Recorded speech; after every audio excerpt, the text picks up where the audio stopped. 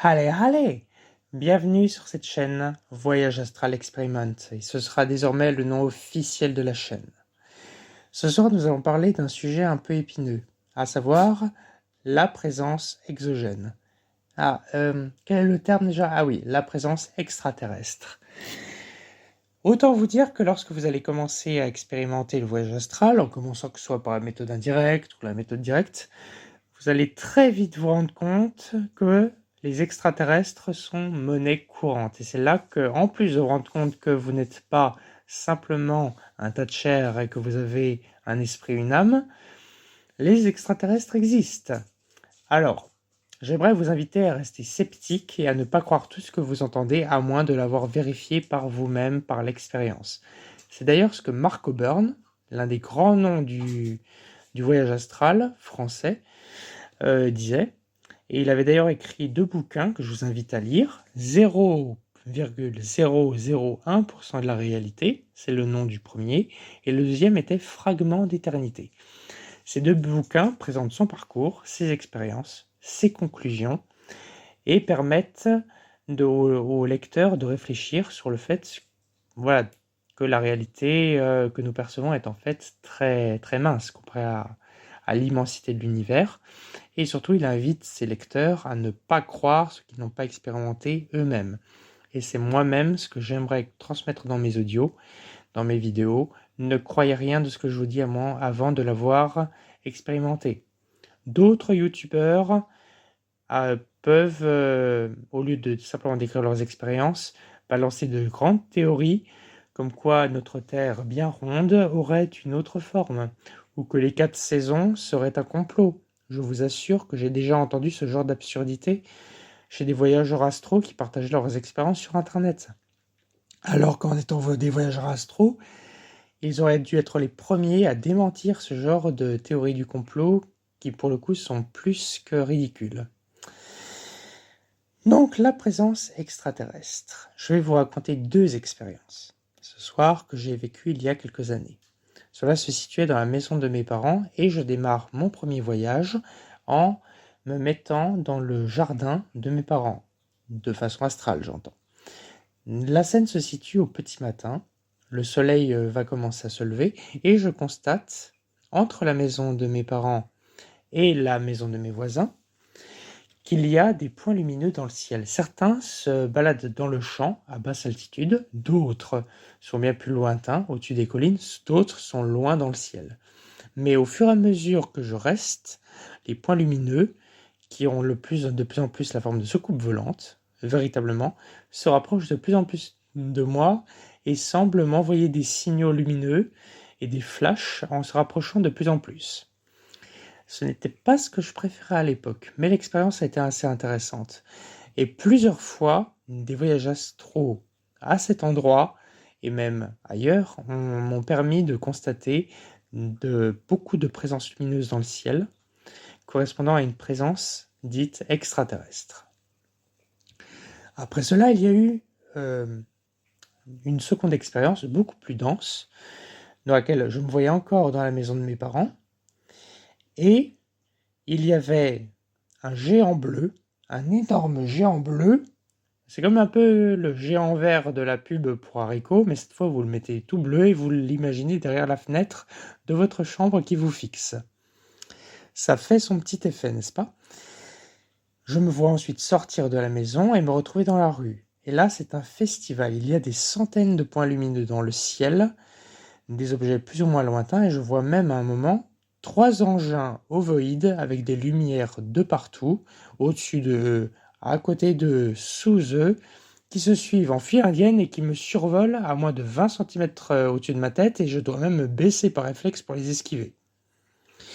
Je vois dans le même temps des gris, c'est-à-dire, vous voyez la figure un peu de science-fiction, avec les yeux en amande, la grosse tête, la peau grise, la fine bouche, pas d'oreilles, pas de nez, assez grand, qui passent dans la rue et qui me regardent en passant. Là encore, la présence extraterrestre, vous la constatez assez vite. Et pour terminer, je descends l'escalier de la maison et je constate près du mur et sur les marches de l'escalier, de petits êtres lilliputiens avec de tout petits engins qui se baladent. Il y a de tout petits engins et de tout petits êtres qui marchent et qui se baladent dans l'herbe, le long des murs. Donc, ce que nous pouvons retenir de ces expériences... Attendez, il y en a même une troisième expérience. Allez, on va au bout. Et lors de ce voyage astral, je m'en souviendrai toute ma vie, je me vois dans un champ. Je ne sais pas de quel champ il s'agissait, je me vois juste dans un champ et je vois la bonne vieille soucoupe volante des familles qui est au-dessus de moi. Alors vraiment la totale, hein, la lumière blanche sous l'engin, les lumières rouges tout autour du disque, un chat qui est en train de sortir de sa litière pendant que j'enregistre. Vraiment, nous avons une ambiance sonore qui est magnifique. Elle va être ma nouvelle ingénieure son, je pense. Elle fait un très bon travail, je pense que je vais lui donner une augmentation. Donc voilà. Merci beaucoup à notre ingénieur son pour sa participation. Donc, cette soucoupe volante qui se trouve dans ce champ au-dessus de moi commence alors à se pencher sur le côté. Elle était assez immense et elle devait faire bien 20 mètres de diamètre. Et je la vois foncer à une vitesse fulgurante et disparaître dans le ciel. Bien sûr, au-delà de la présence astrale, là, si je vous décris simplement cette expérience, vous allez me dire, oui, mais c'est dans un voyage astral, c'est pas forcément de notre dimension, ça ne prouve rien. Mais j'ai aussi des expériences dans la vie réelle. J'étais jeune travailleur, je venais de démarrer dans la vie active, et je me retrouve alors, merci à Madame le chat, elle est encore dans sa litière, j'étais, oh là là là là, je vous jure, j'étais en train de dormir, le lendemain je travaillais, et je suis réveillé en pleine nuit avec un gris, à nouveau, donc les yeux en amande et tout le Bataclan, qui me regarde fixement en étant à 30 cm de mon visage, le corps nimbé de lumière. Et loin d'être effrayé, je l'ai regardé fixement pendant une dizaine de secondes, comme s'il voulait me montrer à quoi il ressemblait. J'étais très curieux de savoir, d'en rencontrer un et de voir à quoi il ressemblait à l'époque, donc j'ai été exaucé ce soir-là. Et là, j'ai perdu connaissance pendant une demi-seconde, et hop, mon réveil sonnait, et il était le temps d'aller bosser. Un 14 juillet, donc qui devait être 2019 ou 2018, donc on est en train de regarder le feu d'artifice, très bien, et je remarque, pendant qu'on regarde le feu d'artifice, j'ai été le seul à le voir, une boule lumineuse qui se trouve près d'un arbre, chez mes parents d'ailleurs, comme si toutes les rencontres de boules lumineuses devaient se passer par là. Et je vois donc une boule lumineuse qui rôde autour de l'arbre et qui ne bouge pas de là. Peu après, je me retrouve à être le seul dans le jardin, et je n'ose pas m'approcher de la boule lumineuse, parce que je ne sais pas ce qui pourrait arriver. La boule lumineuse commence à s'élever dans le ciel. Elle s'élève, toujours à la verticale, uniquement à la verticale, mais vraiment la sphère lumineuse, hein, pas de bruit de drone, pas d'hélice, pas de... On sait à quoi ressemble un drone, c'était pas ça. Là, c'était vraiment une boule lumineuse, comme une boule de plasma lumineuse, qui s'est élevée dans le ciel, qui a disparu derrière un nuage, et qui a disparu pour de bon. Ces quelques expériences, qu'elles soient astrales ou physiques, nous démontrent que, surtout au fur et à mesure qu'on découvre les voyages astraux, au fur et à mesure de vos voyages, vous allez fatalement vous retrouver face à cette réalité.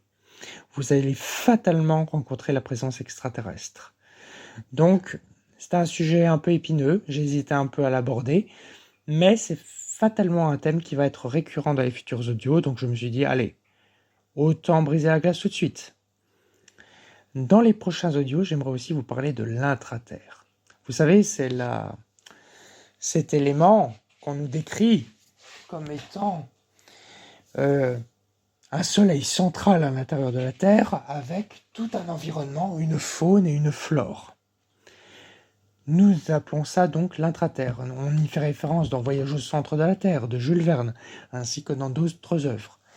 Eh bien, dans les futurs audios, j'aimerais aussi vous partager les expériences astrales que j'ai pu avoir à ce sujet, et nous verrons que même si on ne peut pas encore le vérifier dans la vie physique, nous avons plusieurs éléments du monde qui nous entoure, que ce soit dans des bouquins, dans des films et même dans la géographie, qui permettent d'avoir l'indice que non seulement cette expérience est valide dans l'astral, mais qu'il y a peut-être bel et bien un monde souterrain bien physiquement dans notre monde, au centre de la Terre.